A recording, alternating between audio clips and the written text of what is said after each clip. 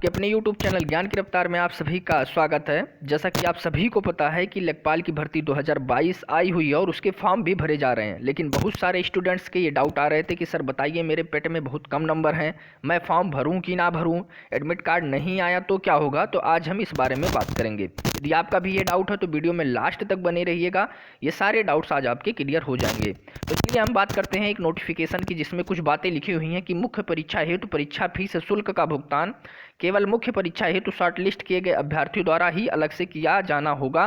मुख्य परीक्षा हेतु शॉर्टलिस्ट किए गए अभ्यर्थियों द्वारा मुख्य परीक्षा हेतु परीक्षा फीस शुल्क जैसा कि आयोग शासन द्वारा निर्धारित किया जाए का भुगतान मुख्य परीक्षा का प्रवेश पत्र डाउनलोड करने से पूर्व किया जाएगा। यानी आप यदि में पेट का एग्जाम दिए हैं और आपके कितने भी नंबर हो वो मैटर नहीं करता, आप इस एग्ज़ाम को दे सकते हैं। ये बात तो आप स्पष्ट रूप से जान लीजिए, एग्ज़ाम को नहीं दे सकते हैं, आप इसका फॉर्म भर सकते हैं, किसका, लेखपाल का फॉर्म भर सकते हैं। उसके बाद क्या होगा, आपकी शॉर्ट लिस्टिंग की जाएगी। शॉर्ट लिस्टिंग के बाद जिसका नंबर आएगा उसको एग्जाम में बैठने का मौका दिया जाएगा। अब हम बात करते हैं कि शॉर्ट लिस्टिंग कितने लोगों की जाएगी, तो कुछ पता नहीं है कि 1 लाख, 2 लाख, 3 लाख, 4 लाख, 5 लाख, 6 लाख कितने लोगों की शॉर्ट लिस्टिंग की जाएगी। इसी वजह से स्टूडेंट्स के बहुत सारे डाउट्स हैं कि सर हम मेहनत से पढ़ें और हमारा एडमिट कार्ड ही ना आए, हमको शॉर्ट लिस्ट ही ना किया जाए मुख्य परीक्षा के लिए, तो फिर हमारा क्या होगा। जैसा कि इसमें दिया भी हुआ है कि मुख्य परीक्षा के लिए जब आपको शॉर्ट लिस्ट किया जाएगा तो आपको अलग से एक फीस का भुगतान भी करवाया जाएगा, और यह फीस का भुगतान उन्हीं लोगों से करवाया जाएगा जो मुख्य परीक्षा में बैठेंगे, यानी शॉर्ट लिस्टिंग के बाद जिनका उसमें नंबर आएगा।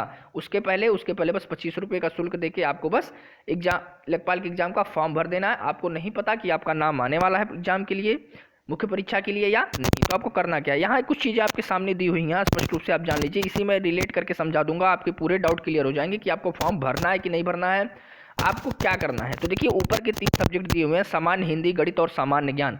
बस केवल ऊपर के इन 3 सब्जेक्ट पे आप फोकस करेंगे। यदि आपको लगता है कि आपके मार्क्स कम हैं और आपका एग्जाम में बुलाना मुश्किल है, यानी आपको शॉर्ट लिस्ट करना लग रहा थोड़ा सा मुश्किल है, तो आप क्या करेंगे। आप ध्यान से समझिए कि ये तीनों सब्जेक्ट, क्योंकि पता नहीं है कि आपको बुलाया जाएगा कि नहीं बुलाया जाएगा, क्योंकि 1 लाख, 2 लाख, 3 लाख, 4 लाख, 5 लाख, 6 लाख, 7 लाख कितने लोगों को बुलाया जाएगा, कोई भी बात स्पष्ट रूप से नहीं की गई है।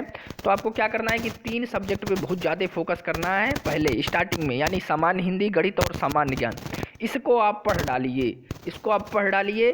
बाकी ये जो चौथा सब्जेक्ट है ग्राम्य समाज एवं विकास का, यदि आपका एडमिट कार्ड आ जा रहा है तब इस सब्जेक्ट को आप पढ़िए। मैं उनके लिए इस बात को बता रहा हूँ जिनको लगता है कि उनका एडमिट कार्ड आने में चांसेस कम है, यानी उनकी शॉर्ट लिस्टिंग में चांसेस कम है, यानी उनके पेट में नंबर कम है। मैं उनके लिए ये ट्रिक बता रहा हूँ। ट्रिक ध्यान से समझिए, क्या करना है कि आप बाकी जिसके नंबर अच्छे हैं वो चारों सब्जेक्ट को एक साथ लेके चले और पढ़े, उसमें दिक्कत नहीं है। लेकिन जिनके नंबर कम है वो बेचारे पूरी तरीके से मेहनत करके, यदि आप चारों सब्जेक्ट पढ़ेंगे और आपका एडमिट कार्ड नहीं आएगा तो आपका जो पढ़ाई है वो कहीं ना कहीं, देखिए ये चौथा पोर्शन जो है ग्राम्य समाज एवं विकास का, ये हर एग्जाम में नहीं पूछा जाता, तो ये वाला पोर्शन आपका बेकार चला जाएगा, आपकी ये मेहनत बेकार चली जाएगी। तो आपको क्या करना है, यदि आपको लगता है कि आपके नंबर कम है, आपके ज़्यादा नंबर हैं, आपको लगता है कि आप शॉर्ट लिस्ट किए जाएंगे, आपका एडमिट कार्ड आएगा, तो ये चारों सब्जेक्ट आप पढ़ सकते हैं। लेकिन जिनके नंबर कम है ऊपर के तीनों सब्जेक्ट को ही केवल पढ़ेंगे, सामान्य, हिंदी, गणित और सामान्य ज्ञान। अभी फिलहाल केवल ऊपर के तीनों सब्जेक्ट को ही पढ़ेंगे। ये चौथा सब्जेक्ट आप स्किप कर देंगे, कौन सा, ग्राम्य समाज एवं विकास वाला। अब देखिए, मान लीजिए आपका एडमिट कार्ड आ गया, तो आपका ये ऊपर का तीनों पोर्शन तैयार रहेगा और नीचे वाला पोर्शन केवल आपको पढ़ना रहेगा ग्राम्य समाज एवं विकास का। स्पष्ट रूप से आप समझ गए हैं। और उतना कम समय मिलेगा आपको पता होने के बाद कि, क्योंकि उसके बाद भी एक फॉर्म भराया जाएगा, तो उतना समय आपको मिल जाएगा कि आप ये ग्राम्य समाज एवं विकास का जो पोर्शन है वो आप पढ़ सकते हैं। 15 दिन का भी समय मिल जाएगा, तो आप मेहनत करके इस चौथे वाले पोर्शन को पढ़ सकते हैं, क्योंकि बाकी तब तक ऊपर के तीनों पोर्शन आपके तैयार हो चुके होंगे। नहीं तो आप एक साथ चारों लेके पढ़ेंगे, चारों लेके चलेंगे, तो ये ग्राम समाज एवं विकास आपका कहीं नहीं पूछा जाता है, किसी भी एग्जाम में नहीं पूछा जाता लेखपाल के अलावा, तो आपका ये मेहनत बेकार चला जाएगा। फिर मैं आपको एक चीज़ बता दूं कि मान लीजिए आपका एडमिट कार्ड नहीं आया तो क्या होगा।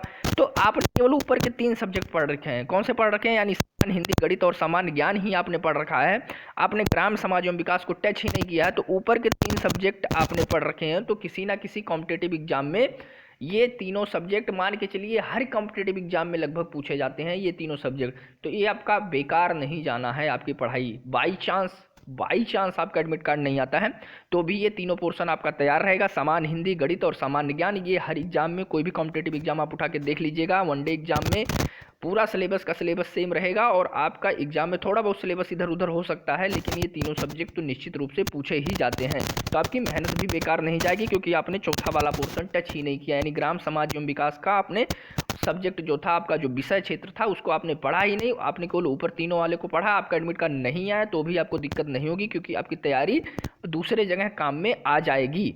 उम्मीद है कि ये बात समझ में आ गया होगा। मैं फिर से बता रहा हूँ, जिनको लग रहा है कि उनका एडमिट कार्ड नहीं आएगा, फिर भी वो फॉर्म भरें मेरे कहने से। फिर भी आप लोग फॉर्म भरिए, हो सकता है आप लोगों का एडमिट कार्ड आ जाए। तो आप लोग का एडमिट कार्ड आ जाएगा तो आपके ऊपर के तीनों पोर्शन तैयार ही रहेंगे।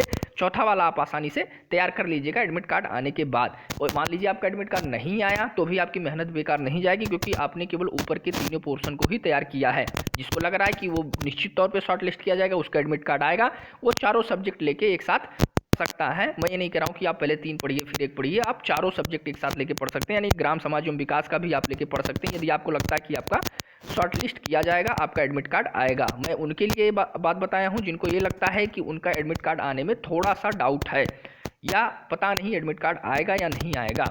आ भी सकता है, नहीं भी आ सकता है, क्योंकि कुछ बता नहीं सकता कि आपका एडमिट कार्ड आएगा कि नहीं आएगा। हालांकि ऐसे शोर मचा रहे हैं कि आपका आ जाएगा, इतने नंबर पे आ जाएगा, इतने नंबर से कम वालों को नहीं आएगा, कुछ पता नहीं है। तो इसी वजह से मैं इस बातों को आप लोगों के सामने रख। और एक चीज़ और आप निश्चित तौर से जान लीजिए, 25 रुपये ही शुल्क लगने हैं, तो आप फॉर्म को आसानी से भर सकते हैं। हालांकि 25 रुपये की बात नहीं है, बात मेहनत कि आप इतने मेहनत करेंगे तो आपका मेहनत बेकार ना जाए। इस वजह से मैं ये वीडियो आप लोगों के सामने लेके आया हूँ। उम्मीद है कि वीडियो पसंद आया है। वीडियो पसंद आया तो वीडियो को लाइक कर दीजिएगा। चैनल पर नए हैं तो चैनल को जरूर सब्सक्राइब कर दीजिएगा। मिलते हैं अगले वीडियो में, तब तक के लिए धन्यवाद। जय हिंद, जय भारत।